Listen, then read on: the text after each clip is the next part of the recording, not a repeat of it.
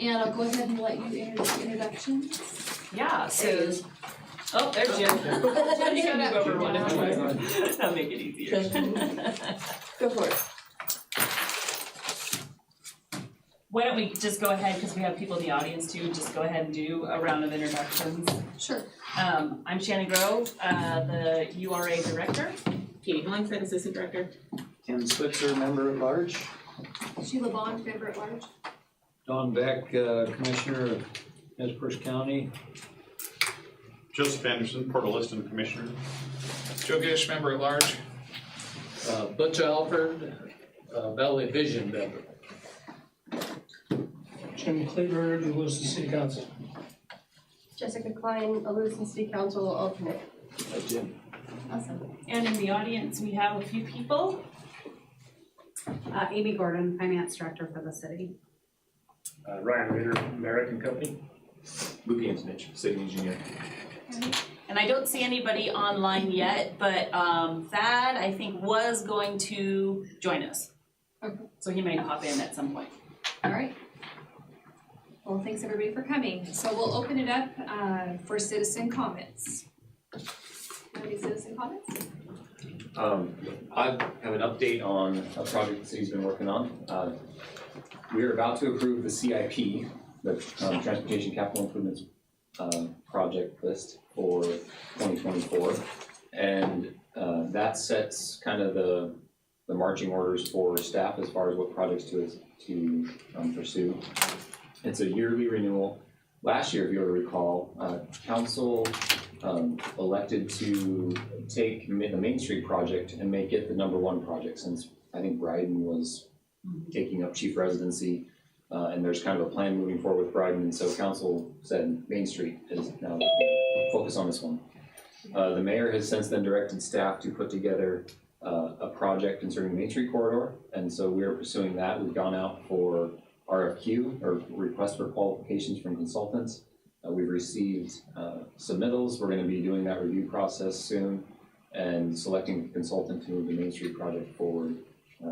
The initial phase will be basically getting it to some sort of conceptual design level so that it can be taken to the public for a potential bond election or such. So that is, we've been working on that. That's kind of an update I thought this group might be interested in, given the conversation around Main Street, and just wanted to let you know that that's in the works. Awesome, thank you. Is there anybody else? I'm not sure if I'm on the agenda outside of this or not. Eastern Sewer update. Yeah, Yeah, it's you're on on the agenda. Yeah, okay. So then we will move on and you can speak then. Any corrections or additions to the agenda? No, ma'am, and I do see that Thad has joined us. Thad, can you hear us?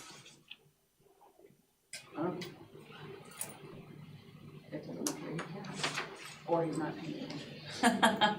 Thad, can you hear us? Oh, Aaron, I'm not sure that he can, but we'll keep going.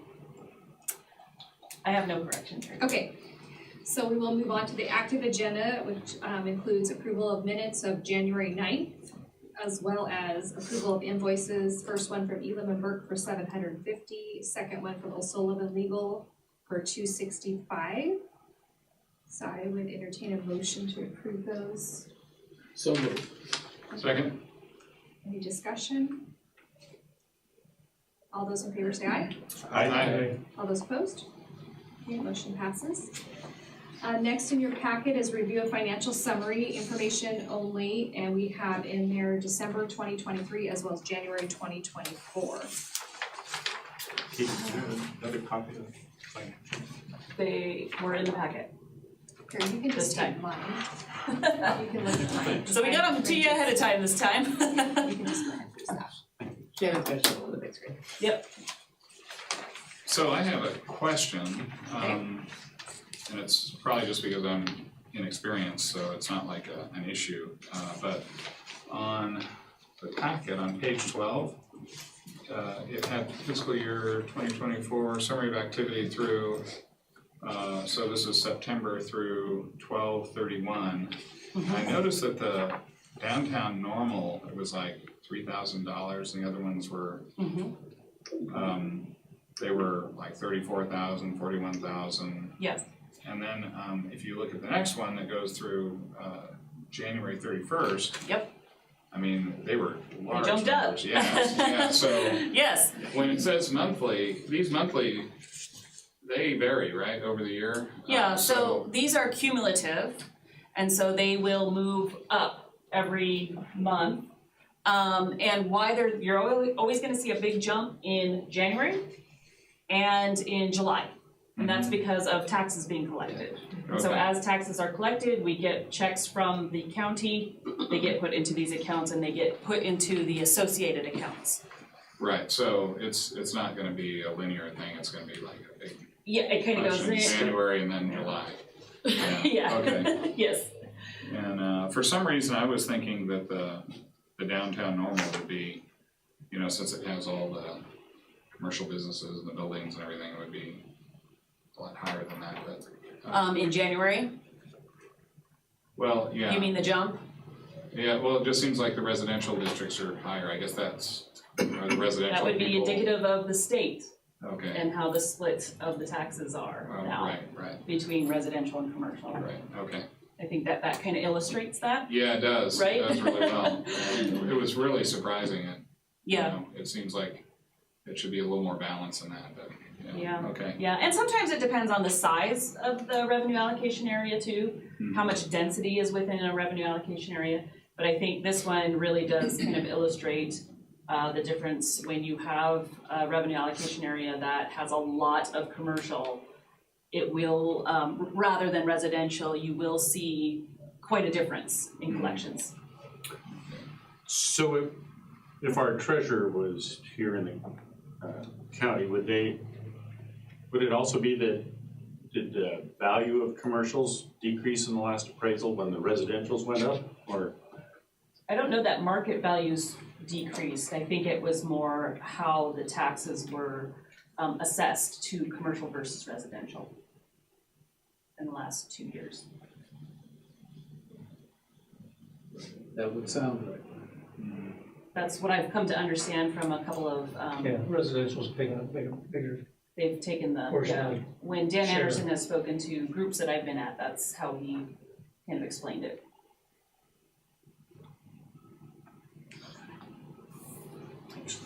But I will add that you will see, there will be a little bit of a change on the February, because February 5th is when I made the transfer to the state treasurer's pool. And so we transferred $2.577 million to the STP, is what it'll show. And I talked with Carolyn over at Finance, and we will show it.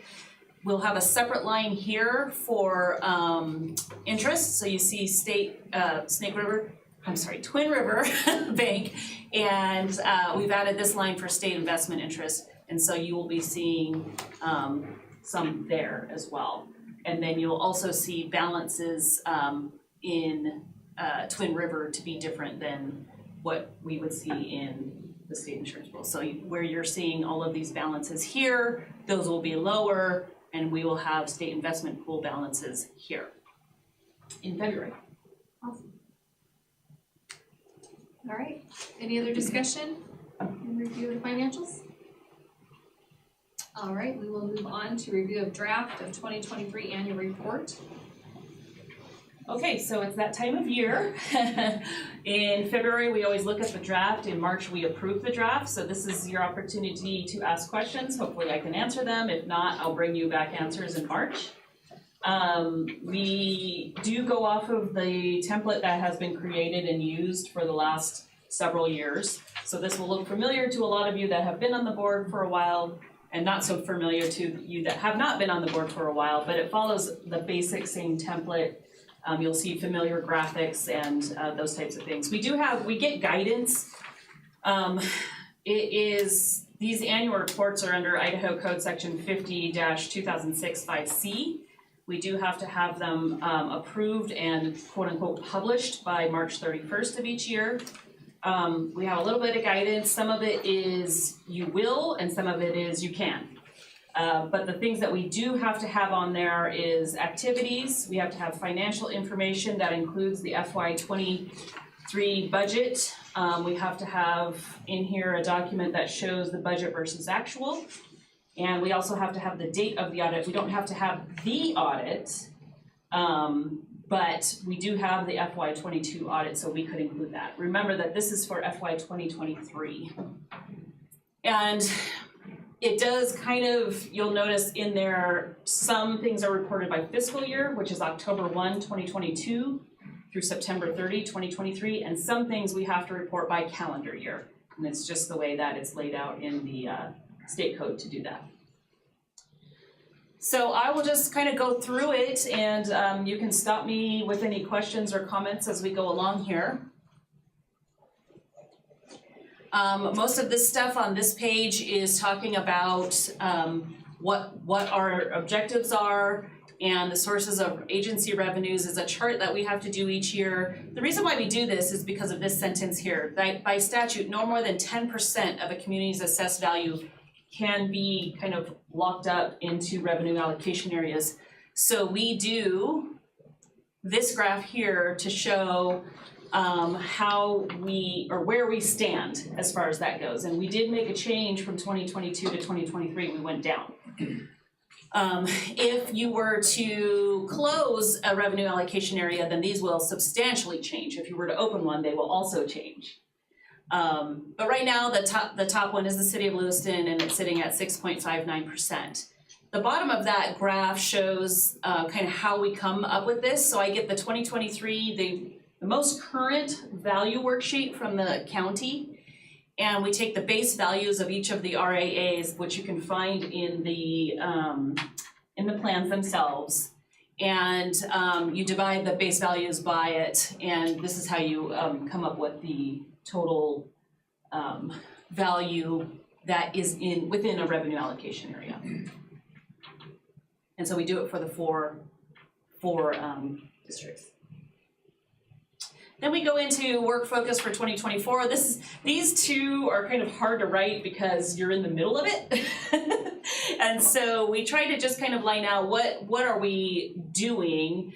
With this one, work focus for Maine East Maine, even if we move forward with Wallowa River properties, that does not look like it. It is going to actually be part of the Maine East Maine revenue allocation area. So I did not include that language there. Even though we have been talking about it with that revenue allocation area, I don't believe that it will end up being in that revenue allocation area. So I didn't include it. As you know, the board has stated that they want to revisit it in March 2024, that's next month, to say, do we want to keep this open or should we move to close? East Orchards 5, and last year also we added these base years because the board asked me to include those, so I just carried that on.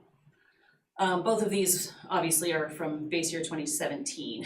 So this work focus is just kind of giving a synopsis of the things that we're working on in each of these areas. And then we move on to 2023, work completed in 2023. And so you can see here, we line them up just like we did, and we kind of just discuss what was done in each of the revenue allocation areas. Some of them, like downtown, there was no work complete because there was no increment and there's not yet things to do within that plan. So sometimes we will have that where we did nothing on a revenue allocation area. We're kind of just sitting and waiting. Any questions so far? Okay, so past investments, this is kind of a cumulative report as well. As we go along each year, we add to this, and you can also see that we've included closed ones, such as North Lewiston, Nez Perce Terrace, and they indicate that they've been closed. And so we end up adding, like for East Orchards, I added phase 3 onto here, and there will be additional cost to phase 3 when we do the 2024 report. But it just kind of lays out what the URA has done since it kind of rebooted itself.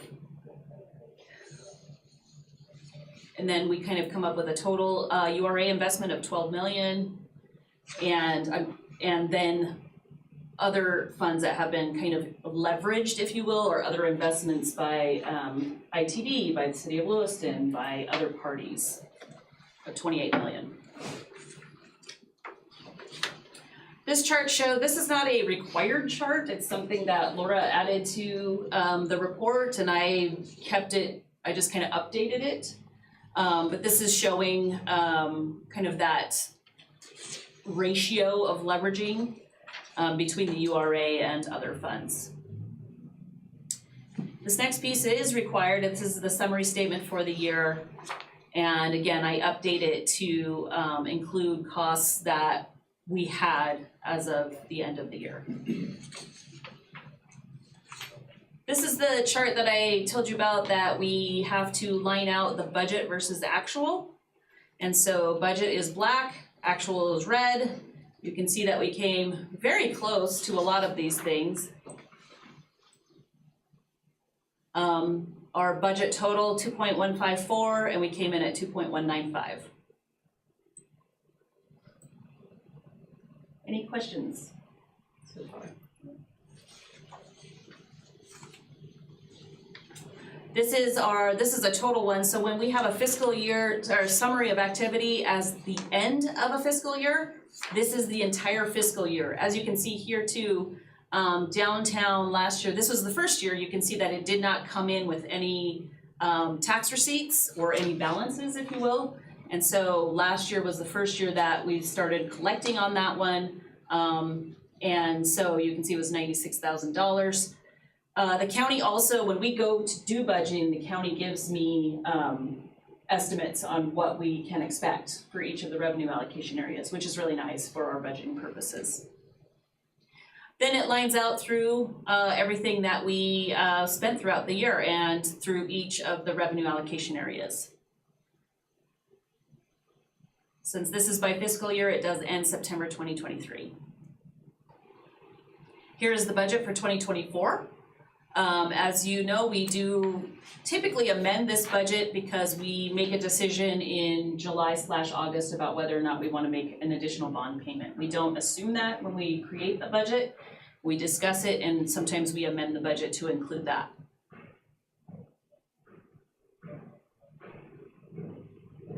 Then we show the revenue allocation area maps for all 4 of the revenue allocation areas in order.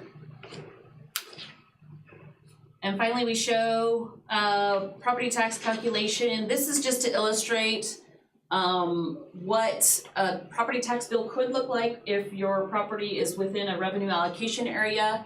For example, we used one that's in the East Orchard sewer. This is the one that I get the most calls on. In fact, I don't think I've ever gotten a call on any other revenue allocation area except for this one. And I think it's because of its specific name. The rest of them say downtown, Brighton. This one is very specific to sewer.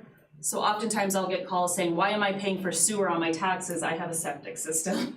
And so we run through this. But I do use this illustration because what people think is that they're getting an additional $2,000 tax when they are within a revenue allocation area, but the real, that you would be charged that $2,000 regardless. It would just be within these areas, your total bill would still be $7,855. So this is just to illustrate when you have a tax bill, what it would be. You find that your response is usually accepted? No. No. No. Most people are not happy with me and yell at me and think it's URA is hard to understand. It's very hard. I do try to have them go to this illustration because I do think it lines it out. I think that, one of the biggest problems is that it is called Orchard Sewer. And so it's difficult to say. I do also get the calls that say you're just building this for the developers out there, those types of things. And, it's hard to convince somebody otherwise. In a way, that's good because if you get more houses out there, that's potentially more people to lower the taxes, your light of the taxes. Yeah. So people should want that. People will understand that, want that. most of the time, the people that are calling me are saying, why are you charging me $2,000? Why am I paying Yeah, this? My taxes are too high. I totally get why they would say do that, Yeah, so, I do my best. I don't try to convince people of this is a good thing or not. I just try to explain what it is. And point them to our website with the meetings, because anybody can watch the meetings. They are on the YouTube channel. They can attend these meetings and say what they want to the board. They typically, as you know, don't take it that far. And I try to kind of send them to our annual report where this is lined out. There's only so much you can do. I was gonna save this for later, but since you mentioned it, I went to go look at the videos of these meetings, and I cannot find them on the city site. I found all the city council meetings. City council, yeah, There's so a subpage. there's a subpage for boards and commissions. And I thought I so, looked at that. I'll look at it again, but okay, and I'll make sure Couldn't that find it very the link on the URA pages goes to that one rather Yeah, than that'd the be city really council good, one. I'll make yeah. sure of that. Yeah, 'cause if you just click the link that's on like the front page of the thing, it goes to the council one, and you like scroll down to get to the separate one that goes to the. oh, boards and maybe I didn't commissions. scroll down far enough. Yeah, so all, including the URA, planning and zoning, anything else is all kind of grouped together in the other I one. found some of the other ones, but I Good. didn't find the URA. Sometimes I've noticed though that they're not like in order, and so sometimes you have to like really look for them. Mm, And I don't know that we have control over that part, right. but I have noticed that like when I go back to do minutes and stuff, sometimes they're in very strange order, Mhm. not in like Yeah, chronological. right, Well, it's good to That is know that weird. I they're noticed that up too. there. They are. Yeah. yeah. Just- Yeah, we've I used watch them all the time. Yeah, we use them to go back and say, what did we say we would do? Right, no, that's good. Yeah. That's good. So, okay, so that's the end of the annual report. Does anybody have any questions or comments? Yeah, I had maybe I'm just, being kind of anal retentive, but on the agency objectives, I looked at those, and then I looked at the Title 50 2002, where it talks about the objective of the urban renewal law in Idaho, and I don't see much of an intersection between these objectives and that statute. So that might be something to just go in there, because,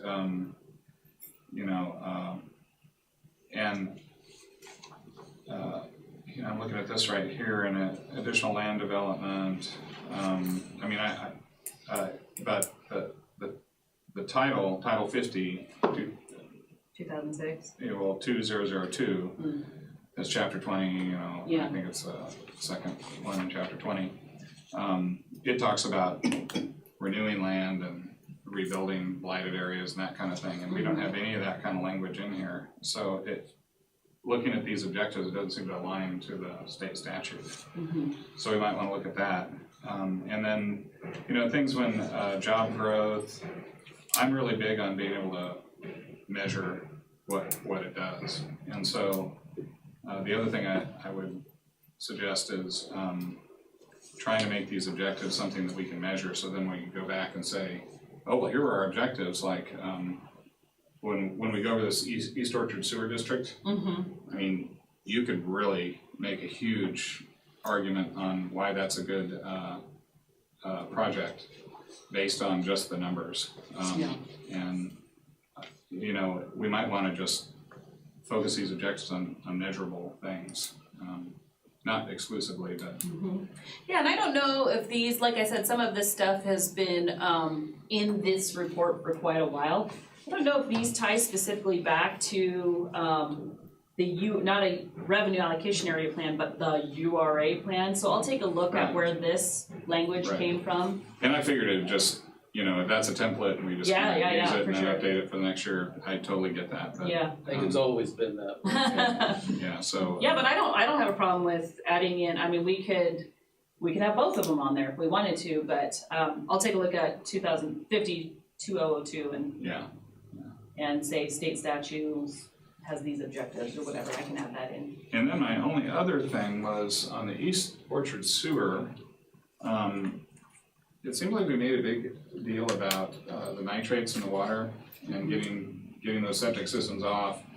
And I was, I thought it was, well, I wasn't glad to hear about it, but I thought it was good that there was that measure of caffeine that fingerprinted some of that problem to the septic systems. Because I know a person lives out on Mission Creek and they have nitrates in their water and there's nothing but farm fields around them. They have there's no like septics or anything going into their water, so it's all coming from those farm fields. And we have farm fields around this, so it'd be really neat if we could I don't even know if they can do this, but measure what's coming out of the septic versus what's coming out of the farm fields. But if there are nitrates and we're trying to reduce them or at least make them not, make it so they're not getting worse, we should mention that in there. And is there a plan to measure that over time? Or just, because I get uncomfortable when we say, oh, well, here's the nitrates, but then we don't measure it to see if we're being effective with the sewer. And personally, if we showed those nitrates going down in the water, because we measured it, you could make a huge, that would be something you could appeal to the community and say, look, we're making our water cleaner by doing this. And that would be a huge win for the project. Yeah. So, and that was the only other thing I thought about when I read through this morning. If we could put that in there. Because I agree with you guys, that's like your blight right there. That's urban blight, is the water not being cleaned, so. Yeah. I don't know, I'm pretty sure it's DEQ who does all the testing. I don't know how often they check that, whether it's quarterly. Yeah, and it'd be nice to see if there's like some history of it, so you could say, oh, it's going up, up, up. I'm sure there's a history. And you could correlate it with the number of houses and septic systems, and then as they convert to sewer, you could really make a point that, hey, this is, If there's a known lag time from the time you reduce septic drain field activity until you kind of flush that out. Yeah, I don't know if it would be known, but there's definitely a lag time. Yeah, we certainly can talk to our contacts at DEQ and just get some information. So you have to publish this before March 31st, is that what you said? Yeah, so like I said, we look at the draft at the February meeting, just like we are now.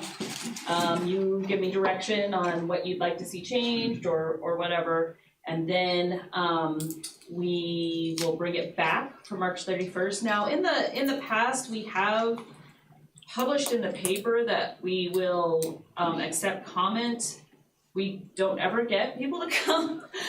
Folks don't usually come to the meeting.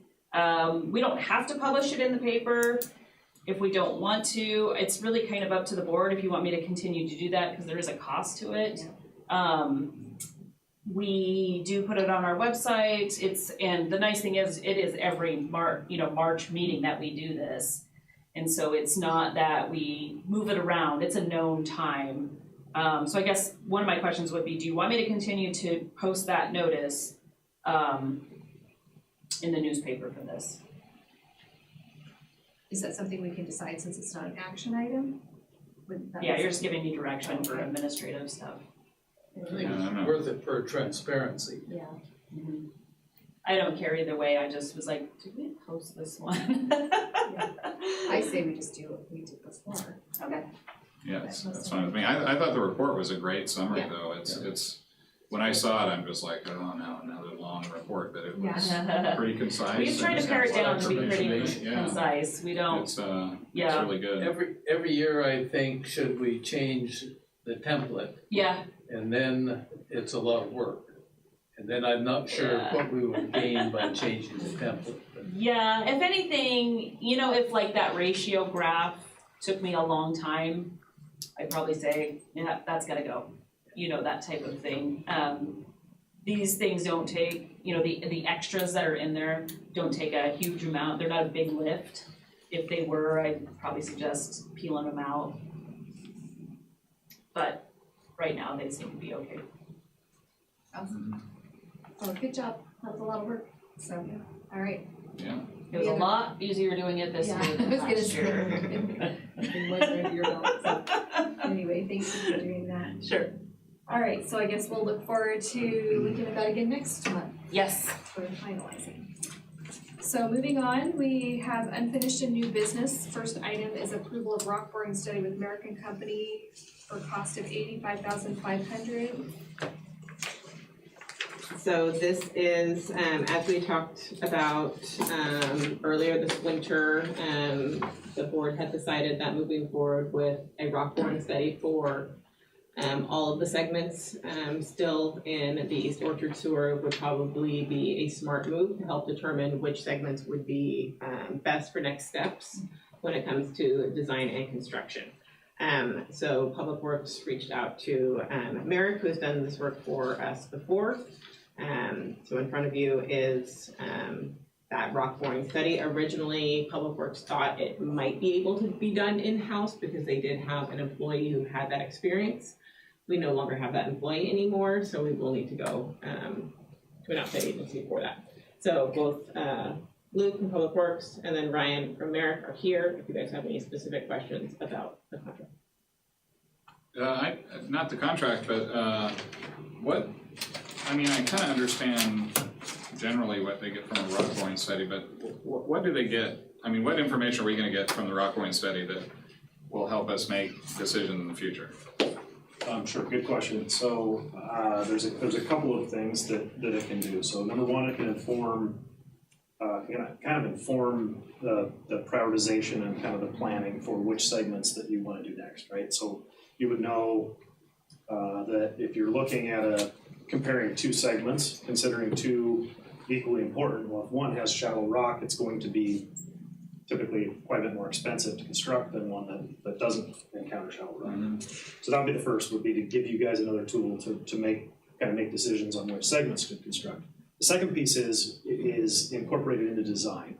So there's kind of different things that we can do to construct around rock. So we get, through design, you get to set the depth of the pipe. Generally speaking, particularly if you're in a reasonably flat area like you'd see in the East Orchards, where it's, you kind of have a crest in the middle, it drops off to the north, drops off to the south, that you want to get that as deep as you can so that then when you build the next segment, you've got enough drop on that pipe to get into it. So it kind of informs that next piece. So then it's entirely possible that you go out and do this rock study and you might actually eliminate the possibility of constructing a certain segment out there. So there'd be no reason to go design it if you can't get the previous segment, the predecessor segment, deep enough, you wouldn't be able to connect in with the next one, so it would help inform that decision as well. Okay, so the farther out they get from that crest, do they go deeper? Actually, the other way around. So at the crest is going to be the deepest, particularly. So it's a little bit unique where we're really shallow on the north end because it drops off to the north, and then you're the deepest at the top of the hill, if you will, kind of along Grell, I believe it is. And then as it goes off to the north, you start getting more shallow again. So the pipe drops from south to north. So it has to have a certain amount of drop, and it can't be steeper or shallower than that? It can be steeper, but generally with a situation like we're dealing with up there, we're cutting it on a fine line for minimum slopes. Ryan, is it safe to say that if we simply chose to go into design of some of these, you would be doing this work preliminarily to get to that design anyway, and so we're kind of doing this preliminary work on the whole thing to help us say, this is where we're gonna go, and we're kind of preventing us from designing something that we can't end up designing. Yeah, so that's definitely one of the main advantages. The second one is, if we know that there's reasonably shallow rock throughout the East Orchards, and so if we look at ways to control bid costs, it's give the contractor as much information as we can. If they don't know where the rock profile is at, and they don't know how much rock they're going to be digging through, they're going to bump their numbers up to conclude the risk of that rock excavation. So if we can actually show them where the rock is, about where we think they're going to need to excavate rock to lay the pipe, now all of a sudden they just price it in. There's really not a lot of risk in it for them. Does that answer your question? So is it deeper at the crest because we have to go all the way to the south where it's sloped off and it all flows to the north? That's correct. So really, we kind of Okay, now I get it. set the grade line with that initial project back in 2018. That kind of was the zigzag, it was the main trunk line, if you will, and all of these next segments kind of build off of that. That one, we really had to go out there and kind of say, okay, what is the deepest that we can set this? Because we know that the deeper that you set that, the more possible future expansion you have on that. So we tried to set it to where you can build as much of those subsequent segments as possible. Sooner or later on the south, though, you have to pump. Correct. Though, right? Yeah. Yeah. So the preliminary design we did for, I think it was the very south end of 20th, I believe. I think that was the two segments, 20th or 21st.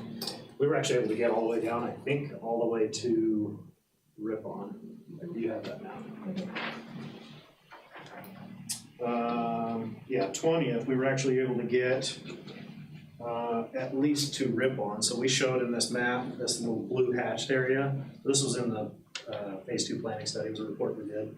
This blue area is a gravity, it's a pumped area. So you can't serve that by gravity. We were able to confirm through preliminary engineering that in design of segments 19 and 20 that you could actually get all the way to Ripon.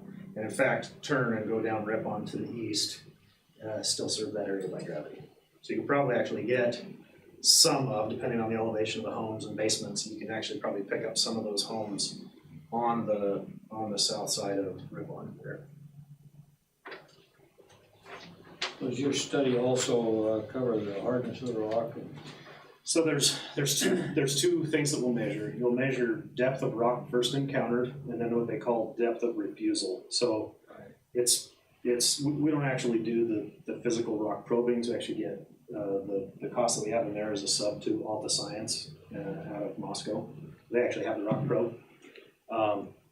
We would set the parameters for that. So how hard do we want them to hammer on that probe? And they'll go to when that thing first starts seeing some resistance, they'll log that as kind of that depth of rock. And then they'll go, and as soon as it hits, once they hit hard rock, the advancement will significantly slow, and so they'll mark that as so that's the refusal point. A little bit of that in there. Yes, yep. Yeah, we aren't taking samples or anything like that. It's really just how quickly or how far that probe is advancing with each hammer blow. That's really what they're looking at. What do you estimate the time frame to do that? Really good question. I don't have this proposal. I can get back to you on that, but it wasn't particularly long. Part of it depends on how, where they used to keep the rock probe that they're planning on using. They used to keep it in Moscow. My understanding is it's kept in Boise now, so they just got to program it into when it's available.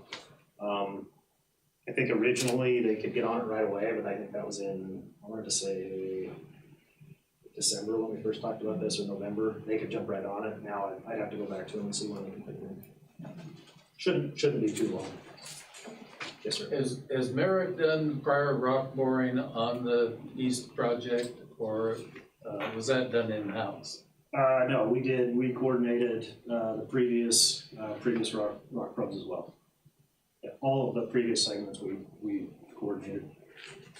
So that is one big advantage that you get out of doing it this way, is that on those other ones, each time you're doing a design segment, you're having them, you're paying them, especially now where they're traveling from Boise, paying them a mobilization fee to come up and do that segment. Whereas in this case, you can pay for one mobilization fee to get all of it done. So, did we just earlier approve to ask for a study? Yeah, yes, because we had thought that it might be able to be done in-house by the city. But like I said, we no longer have that employee who has that knowledge. So is this a draft agreement then that we're looking at to approve? Yes. Okay, because I have questions about the last sentence. And has Thad looked at this? I just have questions about the very last item. It's on page 33. It says, should boring probe work extend beyond 16 days? Yeah. A daily rate of $3,300 will be applied.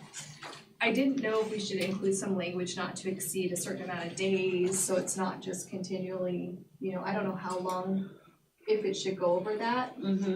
Some sort of language, so we're not just continually adding days on and incurring charges without us knowing. Well, I'll say that this is a contract not with the URA, but with Yeah. the city of Lewiston. Okay, So what I would suggest is that you could do a couple things. You could say, we are agreeing to pay yeah, this much. okay,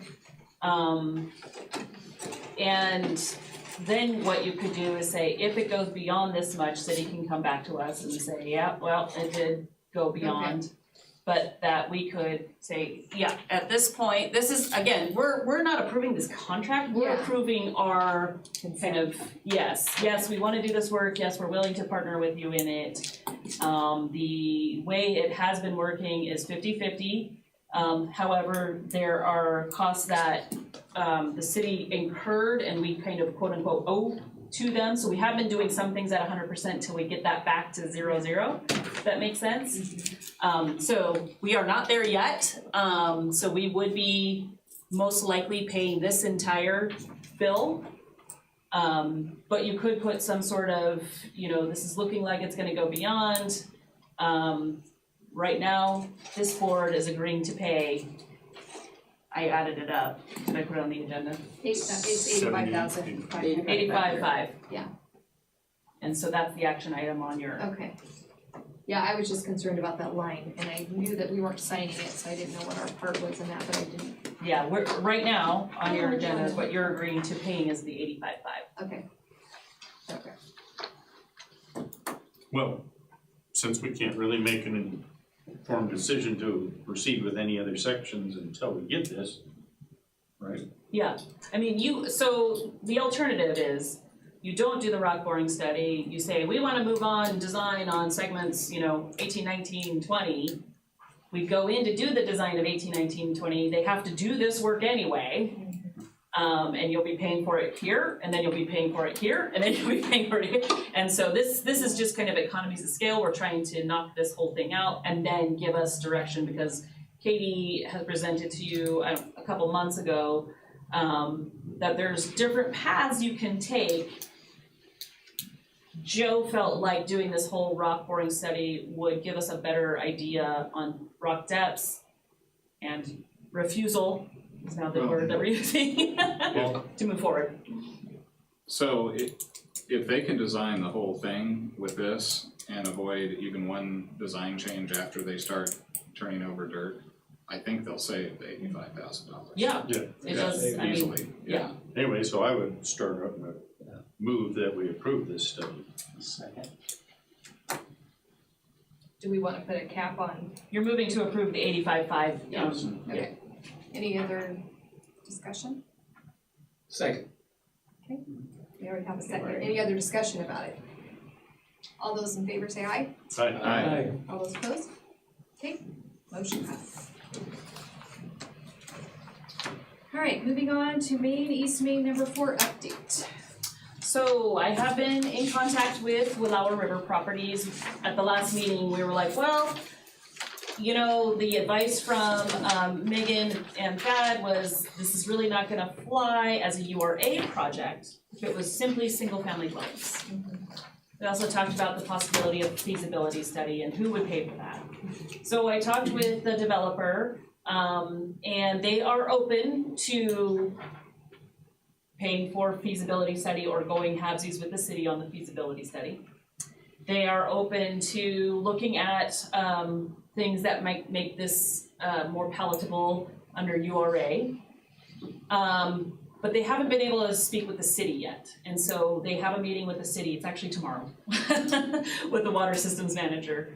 And so I asked them, well, would it be okay if I just gave this update? And they said yes. And so I don't think so even though I'm saying this under Main East Main, we all know that it's very not gonna be under Main East Main.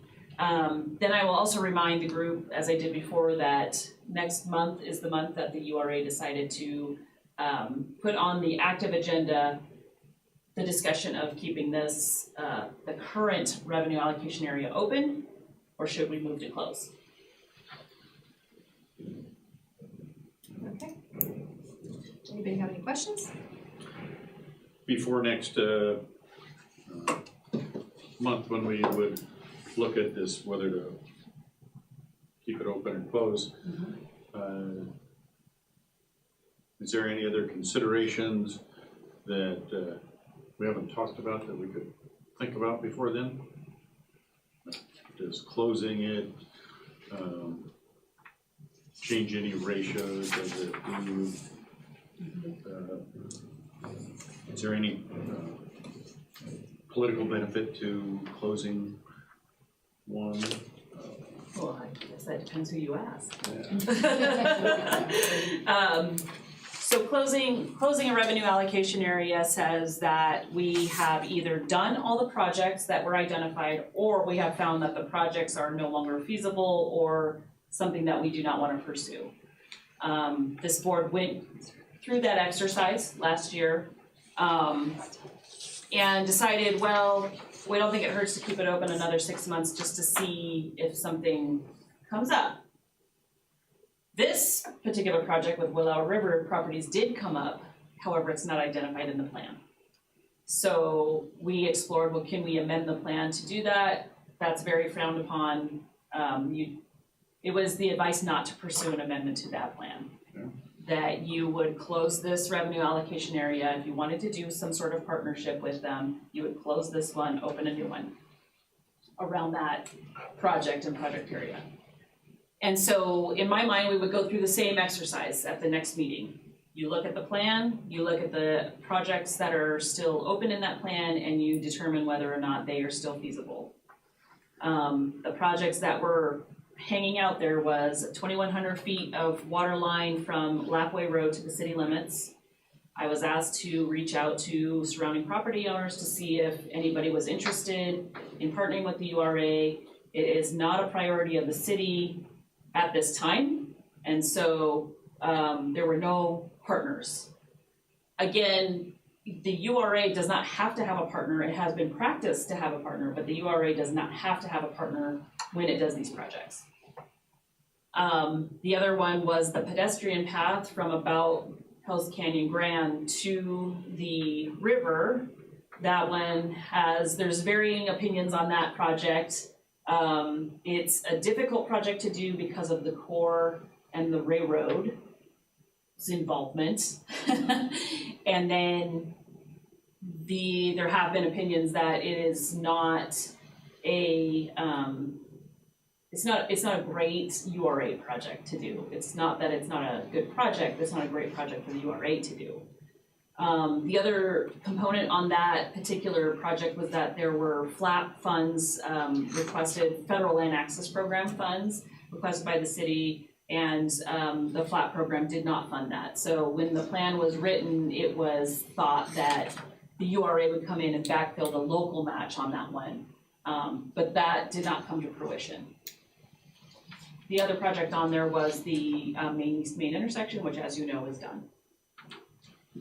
So the short of it is that there really aren't, as of today, any identifiable projects to continue with the area. Yeah, we're past the days where you could amend plans. State legislature has changed the rules, if you will, on URAs, so that is really not something that you want to continue to do. So yeah, and that's what we do. We look at these revenue allocation areas and we say, is there still value to keeping them open?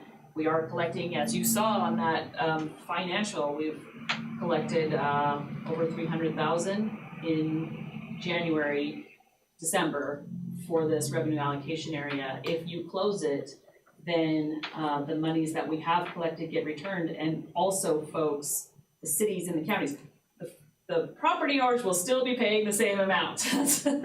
But the city, the county, the school district, everybody's listed on that bill will no longer be giving up a piece of that. The increment goes back to those taxing entities. Right. And the monies that were collected then get also refunded back to those taxing entities. And that would be money that they could use to partner with us on the new project. Yes, with tax increment financing, the monies that go back to the taxing entities is theirs to do what they want with. I've got a question. So if you close the RAA and then you create a new RAA with, that's essentially the same for the new project, can you use the revenue history of the old RAA to go and get a bond ahead of time? Or will the financial institutions allow that? I don't know, but I will say that the way that Lewiston has done these revenue allocation areas, they're very broad and big. And my understanding is that if you were to do a new revenue allocation area, it would not look the same because you're doing it for a different purpose and reason now. So that feasibility study would look at what properties would be included, and it most likely would not be that broad. We could certainly, though, use the math that has been used and use the data that we have on those properties to say, well, in this time period, this is how much increment went up, growth went up. Yeah, it seemed like, waiting 3 to 5 years to see what it generates Yeah. But would you go slow the back project down. Yeah. You go back to a base of 0. Right. But we have been traditionally doing things differently than other areas do. So what can happen is that you would make a developer agreement and we pay them back over time. Oh, I see. We're not the ones doing this project, right? This is not us That will like just building incentivize sewer them lines. to do it. Right. This is us paying them back over time, and once our term runs out, we're done. So we've never done one like this before. This is a whole new ballgame if we do end up doing this partnership. And it's a different mindset for sure of how we have done business in the Lewiston URA up to this time. And how they're doing Post Falls. Possibly. From my understanding, it's more common to do it the way that I just described versus what we do. Will any of this affect how you put it on the agenda for next month? Would we, it'll just be an agenda item to discuss whether to close or not? I will put it on as a possible action item. Yeah, because if you move to close, then that starts some things in motion. So the reason why we're talking about it so early in the year is because we want to be able to have our work done by the 4th Monday in July. This helps there be a cleaner slate for closure and rebating back the funds. I don't know the complete intricacies of that, but this is just what we've been told by the Idaho State Tax Commission. All right, so with that being said, I guess we'll revisit that again next month to vote on whether we're gonna keep that open or closed. Yep. And we'll move on to the agenda. So next item is downtown RAA number 7 update. So I spoke to the mayor yesterday and said I have to give an update tomorrow. The city has not heard back from Twin City Foods, so we are still in waiting pattern with them. As far as anything else downtown, you saw the increments go up. We do have some funds. We probably should, not next month, because next month the agenda is gonna be very full with the annual report and with the discussion on Main East Main, but we probably should revisit the downtown plan and just go through it and talk about what projects are within that plan, and start looking forward. So I might be remembering this wrong, but it seemed like at one point we were waiting on some information from DEQ. Did that come through? DEQ? Oh, Yeah, you about the mean, cleanup? yes, DEQ was doing a phase 2 assessment. And Are the they city still has doing not that? received that yet either, Okay. but we are expecting it at the end of the month. Okay, good. So how long, Shannon, has the city been waiting for Twin City to get back to us?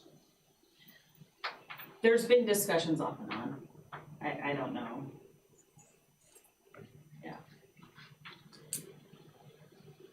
I was just gonna mention that, with the DEQ, you know, part of the reason that it might make sense for the city to pick it up is because a government agency owning this piece of property would automatically qualify for big cleanup dollars.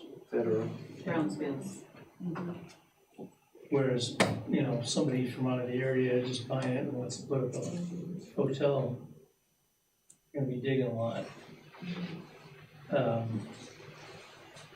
That being said, I mean, that was also the number I kind of held out to the mayor, and I'm pretty firm on it. You know, they think it's worth $5.5 million or whatever.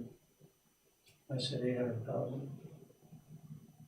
You know, take it or leave it. It's been sitting there for 20 years.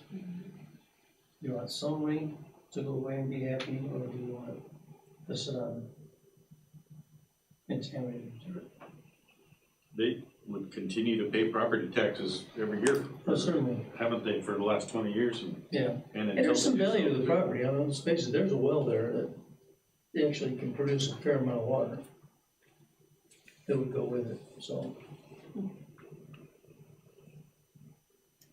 Anyway, I'll leave that one alone for now. All right, so I guess we'll wait for the city to have their meeting and get back to us. And so we'll revisit that again next month or whenever. Yeah, and I mean, you know, whether or not the city buys it, we'll still look at the, Yeah, you know, the revenue allocation area plan and discuss what's in it. for future Yeah. projects. Because like Luke said, the city's gearing up to do Main Street and take a look at that too. There might be some opportunities there, depending on what's in that plan. And how much is, I've forgotten going back to the report, how much is accumulated and 216,897. how much? 216,897. It'll grow. Yeah, it already jumped. So we collected 130, and so we're at 216. And you will see these numbers, they'll start trickling up, you know, for the next 6 months, and then we'll get another hit. Probably not this big, but you'll get another hit after the June payments. So, I have created a Facebook page called Joe Gish on URA, and it's discussing, you know, just how the URA works and trying to get people educated and understanding what we're doing on the board. And the chair of the planning and zoning asked a bunch of good questions, Cindy Ball. And so I'd encourage everybody to go look that page up and look at those comments. She was really sharp on this stuff. And one of the questions was, you know, if that's bought by the city, then does it work against what we're trying to do, because it takes now that property is exempt, and would take away some of the property taxes that we get, and then it might counter the increment basically. And I thought those were really, you know, good insights. You know, I haven't put numbers to it, you know, if you know exactly how much revenue we make, and then, but it was a really good discussion. So if people are interested, go out on Facebook and see that. All right. Any other discussion on downtown? All right, moving on to East Orchard Sewer number 5 update. So not a lot of update, but Joe and I did get together, and I provided him with a bunch of information, and he created a value chart to pass out to everybody. So I'll let you explain your value chart. Yeah, sure. So I really appreciate Katie getting with me on this, and this is not like, I wouldn't even say this is like a good estimate. It's an estimate based on assumptions, and you can read what the assumptions are. The project's gonna cost $30 million, takes 20 years. And what I did is, let me get into my spreadsheet here. Because the spreadsheet, I actually had the numbers that Katie and I came up with. So this is based on, we have 26 new lots that have already hooked up on the sewer, so we're taking credit for those. And then Skyview subdivision, because they can now subdivide to smaller lots, there's a potential of 126 additional that will come from that. And then looking at properties, there's,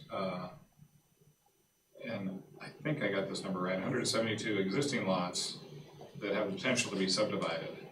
And if you have an acre lot, it can be subdivided 4 ways if you put it on a sewer, where it can only have one house on it if it's on a septic.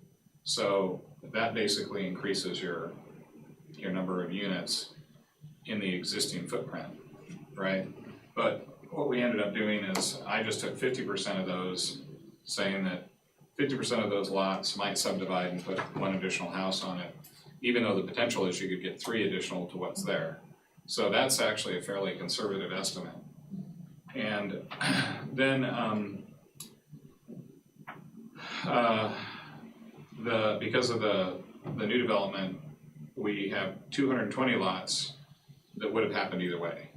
So we didn't take credit for that, but it does, build into the base and the increment, because as those houses come online, now those are houses you can get property tax on, and they add to the total property value of the RAA. So that's what you see. Those are the assumptions that this chart was made out of, and you can see that for a $30 million investment, we're looking at $137 million in new property value with a very conservative estimate. Now, when Katie has more time, and I know she's extremely busy, that's why I was real happy she spent the time to meet with me. We get more accurate information, and personally, I think as we get accurate information, these numbers potentially go up. I think they have a good chance of going up. So I was first skeptical about the whole sewer thing being a URA project, but I'm glad I was wrong, because this, potentially this has more value than the downtown one that I had done based on the Twin City Foods development, which I was surprised. That one, I think over 20 years it would be $80-some million. This is looking at 137 additional because of the URA. So I think that's a great argument that we can make to the taxpayers that, hey, we put 30 million in here and you're getting this amount of property value out of it. So anyway, that's how the chart works. If anybody has any questions on the chart, let me know, and we could even talk about it offline too. Awesome. So, Thanks for putting that Yeah, together. thank you. yeah, That's a lot of work. well, I appreciate getting the data. So It's nice to see like the value, to be able to talk Yeah. about it and show somebody and so they can understand. I'm hoping that if we do take the East Main and we do this new, partnership with the developer, we should be able to get all these numbers up front. Yeah. And then that creates kind of a baseline, that you can kind of work to, and then see, okay, well, we thought this project was gonna get us this value, maybe we miss it a little, or Yeah. we're at it. Actually, I think that East Orchards, from what Katie was saying, because she's been tracking this for a long time, it's actually doing better than she expected as far as the revenue coming in and the increment paying off, I should say. And so, so if we keep these, the base things that they had come up in 16. Yeah, the market changed quite a bit too, so it Right. helped that. Oh, yeah, where it didn't help the downtown as much. Correct. Yeah, so, as we can see, but, so when we start getting to that new RAA, I'd be happy to get involved and try to build one of these for it, and then we, have that baseline. And like I said, the baseline's never gonna be right unless you're an absolute genius, but, at least you have something to track it, and then you get better as you go along, so. Well, thanks for doing that. You bet. Appreciate it. Long time coming, sorry so late. Thanks. On this East Orchards, there's quite a few more houses to the north of our blue line on Burrell, right? Is there sewer out there? It seems like there's pothole, or man covers in the streets. Those are all septic out there. Which direction from the rail? If you go north of Burrell, The north of the, that's all septic. I think it's The Clark Street that crosses the gully there and Oh, yeah, so that's out in the county still. it's out in the so Yeah, that's not it. You're talking about like, Howard, yeah. yeah, none of that is connected, or No, this is, So that's all septic. the city line stops here.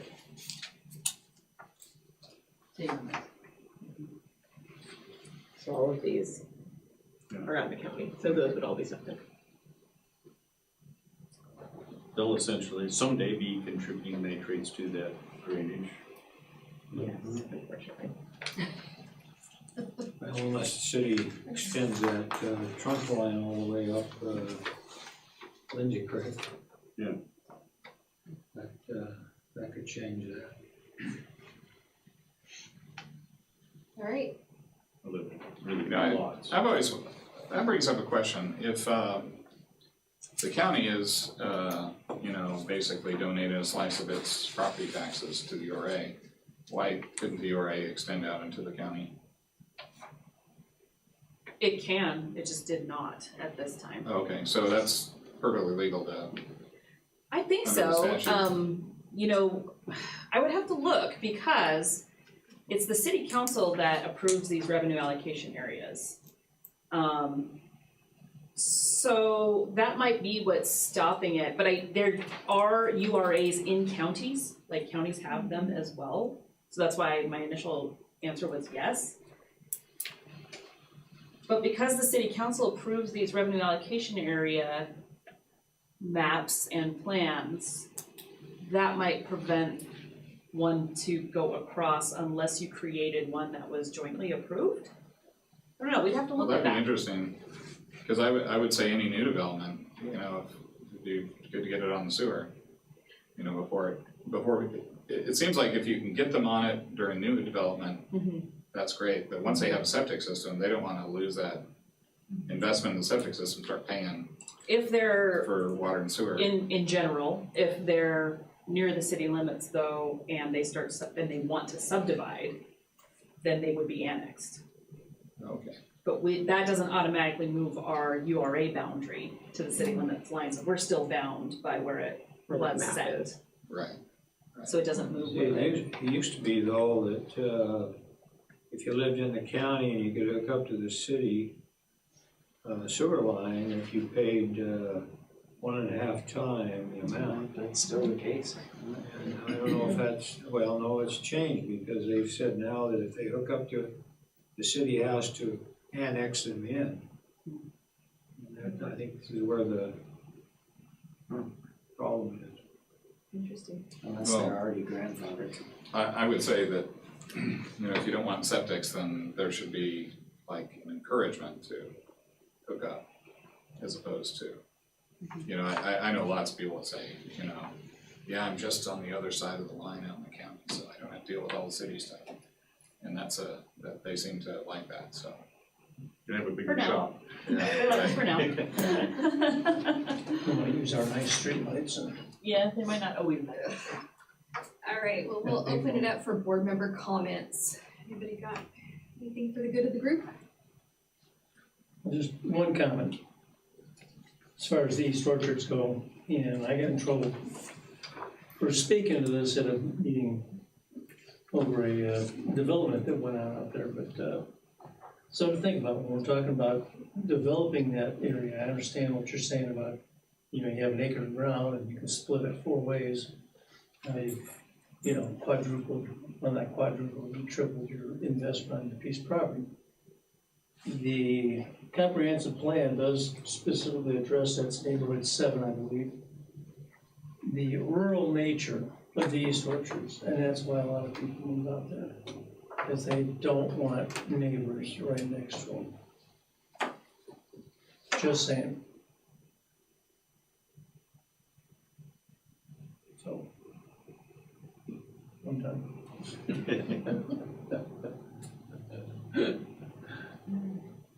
Butch, do you have anything? No? Joe? No. Anything else? All right, then I guess we'll open it for staff comments. Do you want to make a comment, Ryan? Sorry, I was gonna give an update on the East Orchard Sewer Okay. project. I guess Sure. we'll do that. Yeah, that is fine. Okay, so, as you guys are aware, I think it was a couple of meetings ago, you guys approved an amendment to the design contract to do the line across the top of Lindsay Creek Road on Grail. Design's pretty much done with that. It's we have it kind of in drafting right now, but it'll be ready fairly soon for city review. We had a few updates on the specifications just related to some details, some technical aspects of that part of the project. But really, I think the next step on it is how, figuring out what the next scope of construction will be, and I think there's a timing, funds available, prioritization piece that at some point, I guess, want to have you guys be aware of, in that we're going to have a bunch of segments designed. Whether you guys want to pursue building all of them at once or splitting them up into different construction packages, or how you want to do that. And what you mean by that is that once it's designed, you put certain cost estimates to it. The longer the time from those cost estimates, the more it goes up. Is that what you're? Well, I just mean, so the next phase after design is construction. Yeah. And so getting it bid and constructed at some point. Design is nearly complete. Probably I'd say by the end of March, we could be ready to bid a project if you guys so wanted to do. And that was for 17, 18, and 19? I believe it was 7. So 7 is the one that you're preliminarily did, and that's the one we're finishing. Yes, correct. So yeah, 7, 17, 18, 19. 19. Yep. This chunk right here. Yeah, so Those 3 segments. I guess my question is, when we get the bore samples, you're gonna incorporate that into the design. But these are already designed before that.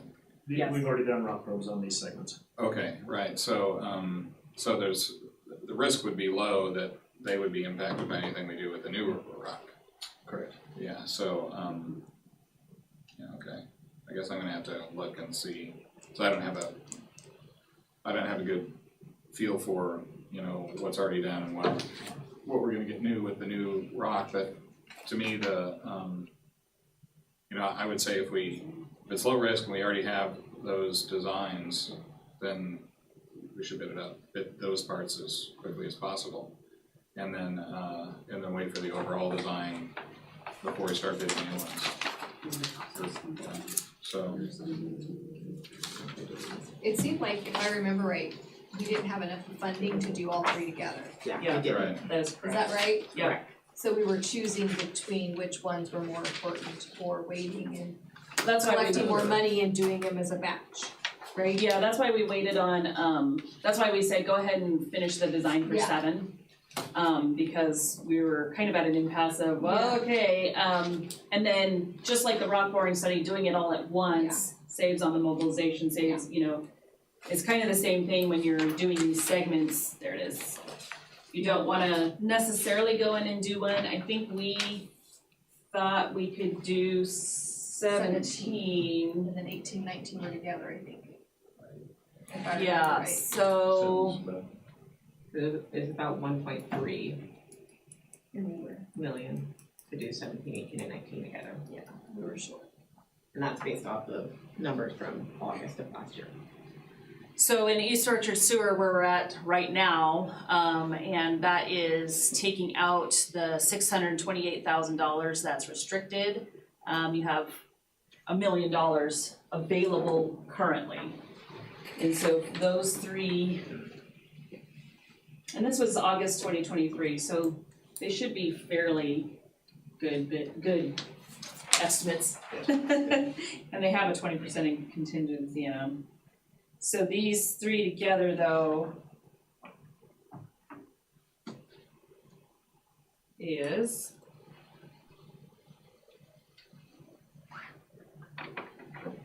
we probably have this item somewhere. I know we do, but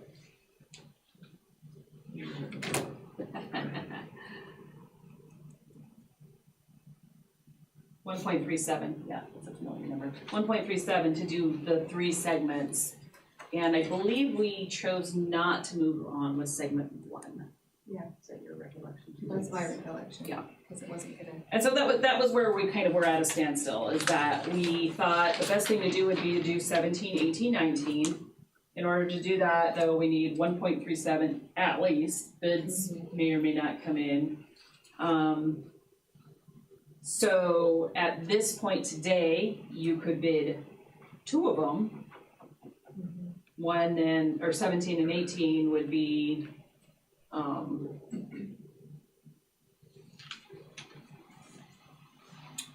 $912,000. You could bid those 2. You're getting pretty low on cash if you do that. So if you slide down a little, then, so this January we collected 389 or something. Mm-hmm. There's no reason to think we wouldn't get another 389 next January, is there? Well, you're gonna get some in. Plus in June. Yes, yeah, Half so of that in the June? estimate, let me go back to that annual report because the estimate is, from the county is here. Ugh.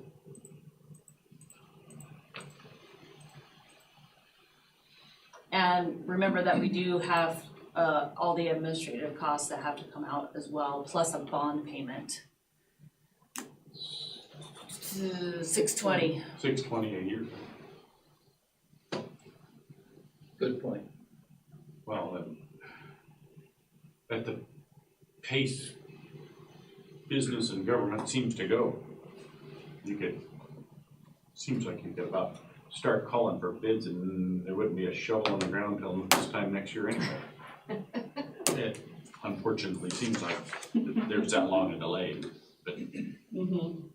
So I guess we wait for those bids to get back, you're getting bids, is that correct? No, we have to offer. You got the bids. No, we have to authorize them to do so. So Oh, one- okay. another option would be to, if you thought you had enough money to do 2 of the segments, you know, these are based on cost estimates. So Yeah. if you wanna see actual bids, you could do, bid 2 of those segments and then Then bid the third one as a bid alternate. Yeah, And at least then you would know. yeah, And it's possible that, like in the 2018 project, that by the time the contractor got to the end of the second segment, there was additional money there, brought that bid alternate into the project and was able to construct that while they were out there. why don't we do this? I need to, talk with, I need to sit down with the finances and, budget out all of our admin too and whatever other costs that are typical for all these revenue allocation areas, because you don't really have right now 1 million to spend on a project. I also wanna talk with the city, see where they're at with anything, so why don't we park this? Yeah. 'cause Thank it's- you for bringing it up. Yes. Let's, You can let add us that. do a little bit of financial analysis and bring it back next time. Okay, that sounds good, because it's not an action item anyway, so we can Right. vote on it Yeah. today anyway. Good. All right, thank you. thanks, you're welcome. So we'll add that on. And I guess where we left off with staff comments. Do you guys have anything else to add? Just that we're gonna do the annual report, at the next meeting, so we will have public comment there if anyone chooses to come. And that would be March 12th, I 12th? believe, yes. March 12th. Okay. All right. No other staff comments, I will accept a motion to adjourn. So motion. Second? All right, all those in favor say aye. Aye. All those opposed? Okay, motion passes. We are adjourned.